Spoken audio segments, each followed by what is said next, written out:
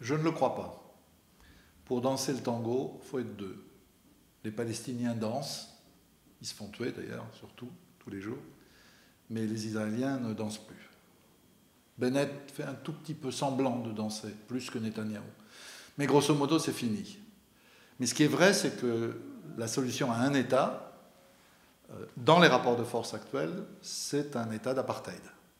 Donc en fait, on est devant une perspective d'un mouvement populaire de longue durée pour l'égalité des droits entre Israéliens et Palestiniens, mais aussi entre les trois religions, aussi les deux peuples comme droits nationaux.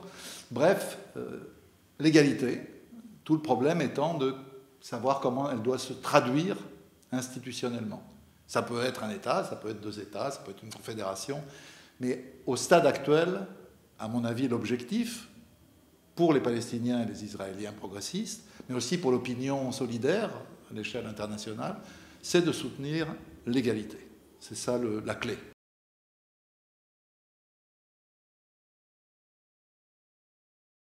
Du côté palestinien, cette évolution est très nette.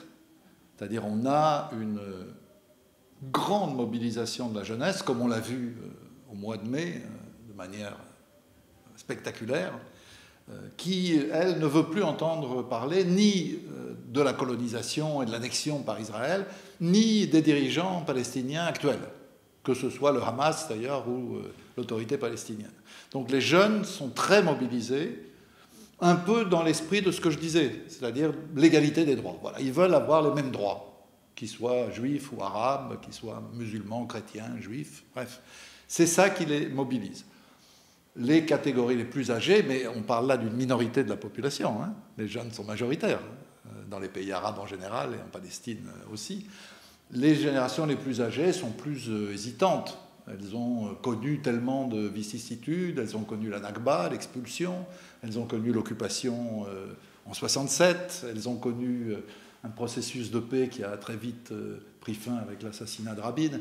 Donc il y a plus d'hésitation, mais quand même la dynamique, elle est dans une mobilisation pour les droits qui s'est manifestée avec un éclat incroyable quand même en avril-mai, où on a vu les jeunes se mobiliser à Jérusalem, dans les villes mixtes d'Israël, en Cisjordanie, à Gaza, dans la diaspora. C'est-à-dire on a eu comme si on revenait à avant 48, comme si Israël faisait face à un peuple palestinien mobilisé dans toutes ses composantes simultanément. Ça ne s'était jamais vu. Donc c'est quelque chose qui a fait bouger les lignes de manière très sérieuse.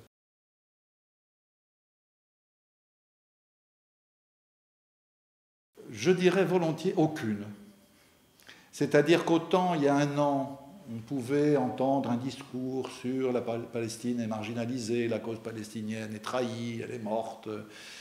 Autant aujourd'hui, après ce qui s'est passé, je l'ai dit, au printemps, après la révélation quand même, à travers plusieurs enquêtes, du fait que l'immense majorité des Arabes, dans tous les pays de la région, étaient hostiles à 80% ou 90% à toute forme de normalisation dans les conditions actuelles.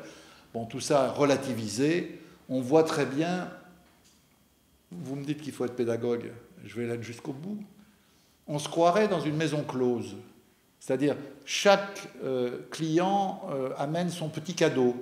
Donc au Bahreïni, on a promis un certain nombre d'aides, aux Émiratis des F-35, au Soudan de sortir de la liste d'États terroristes, au Maroc d'avoir la souveraineté sur le Sahara, ce qui évidemment ça n'a aucun sens après des dizaines d'années de conflits. Bref, chacun a eu son petit cadeau, mais bon, la situation est la même qu'avant. Il n'y a pas de changement notable.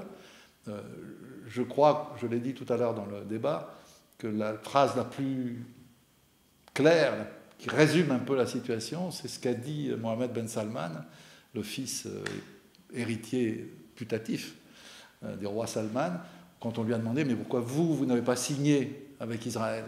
Et il a répondu, c'est dans Haaretz, « Si je signe, mon peuple me tue. »